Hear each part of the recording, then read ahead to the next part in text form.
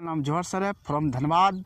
और आज हम आप लोगों के बीच में जो वीडियो लाए हैं वह हर इंसानों के लिए यूज होता है। वह क्या है, एक वीडियो हम इसके पहले दिए थे आप लोग को हिचकी के बारे में, उसी तरह से एक वीडियो है छींक के बारे में कि बहुत लोग देखिएगा खाना खाते समय या इधर उधर देखना छींकने लगता है, अब उसका छींक बंद नहीं होता है, वो करेगा क्या? तो छींक को दूर करने के लिए बस थोड़ा सा टिप्स है।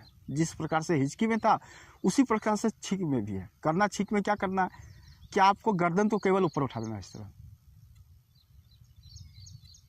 गर्दन ऊपर उठा के कुछ देर रहना है।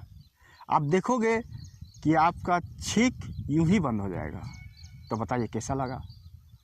छोटा सा टिप्स था, थोड़ा सा लिए, बहुत लंबा चौड़ा दवा बताने के लिए आपके बीच में नहीं आए हैं, बहुत लंबा चौड़ा इतिहास बताने के लिए नहीं आए, सिर्फ छोटा सा टिप्स बताने के लिए आए थे।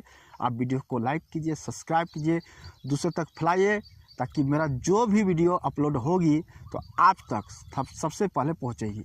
तो थैंक्स।